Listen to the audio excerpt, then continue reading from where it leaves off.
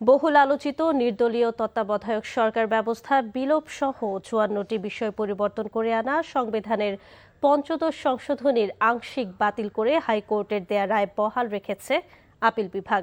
আজ প্রধান বিচারপতির নেতৃত্বাধীন ৪ সদস্যের আপিল বেঞ্চ হাইকোর্টের রায়ের বিরুদ্ধে করা আপিল খারিজ করে দিয়ে এই রায় দেন। এর ফলে তত্ত্বাবধায়ক সরকার ব্যবস্থা ও গণভোটের বিধান পুনর্বহাল রইল। রিপোর্ট করছেন হাসান জাবেদ। তৎকালীন আওয়ামী লীগ সরকার ২০১১ সালের ৩০ জুন তত্ত্বাবধায়ক সরকার ব্যবস্থা বাতিল করে সংবিধানের পঞ্চদশ সংশোধনী আনে। জুলাই অভ্যুত্থানের পর সেই সংশোধনী চ্যালেঞ্জ করে সুজন সম্পাদক সহ কয়েকজন ব্যক্তি হাইকোর্টে রিট করলে পঞ্চদশ সংশোধনীর ৬টি বিধানকে অবৈধ ঘোষণা করে রায় দেয় হাইকোর্ট। পরে পঞ্চদশ সংশোধনী পুরোপুরি বাতিল চেয়ে সেই রায়ের বিরুদ্ধে আপিল করা হয়। বৃহস্পতিবার হাইকোর্টের রায় বহাল রেখে তা খারিজ করে দেয় আপিল বিভাগ।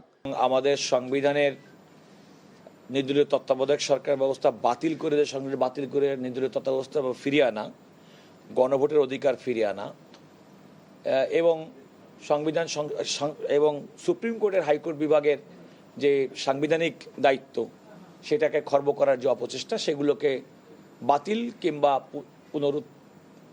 পুনঃপ্রবর্তন ফিরিয়ে আনার মাধ্যমে হাইকোর্টটি রায় প্রকাশ করেন। রায়ে কিছুটা সন্তোষ প্রকাশ করলেও পুরো রায় পাওয়ার পর রিভিউর বিষয়ে সিদ্ধান্ত নেওয়ার কথা জানান বদিউল আলম মজুমদার। বহু চড়াই উতরাই পার করে আমরা আজকের এই ঐতিহাসিক দিনে আমরা উপনীত হয়েছি। আমরা পুরোপুরি যেগুলো চেয়েছিলাম পুরোপুরি সেগুলো না পেলেও অনেকগুলো গুরুত্বপূর্ণ বিষয়ে যে রায় হাইকোর্ট দিয়েছে সেটা বহাল রেখেছে, সেটা ইতিবাচক। তবে রায়কে ইতিবাচক মনে করছেন জামাতের আইনজীবী শিশির মনির। এই রায়ের ফলে সংসদের দায়িত্ব আরও বেড়ে গেল বলে মনে করেন তিনি। আপিল ডিসমিস হওয়ার মানে হলো হাইকোর্ট ডিভিশনের জাজমেন্টটা বহাল আছে। হাইকোর্ট ডিভিশনের জাজমেন্টের পূর্ণাঙ্গ কপি আমাদের কাছে আছে।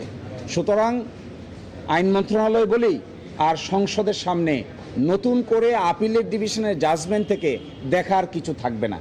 ডিসমিস না হয়ে যদি অবজারভেশন হতো, ডিসপোজড অফ হতো, তাহলে অপেক্ষা করতে হতো। এইখানে অপেক্ষা করার কোনো দরকার আছে বলে আমি ব্যক্তিগতভাবে মনে করি। আপিল বিভাগের রায়ের ফলে সংবিধানের মৌলিক ভিত্তি নির্দলীয় তত্ত্বাবধায়ক সরকার ব্যবস্থা ফিরে এলো, একই সাথে গণভোটের বিধানও পুনর্বহাল হলো। Hasan Jabed, NTV news, Dhaka.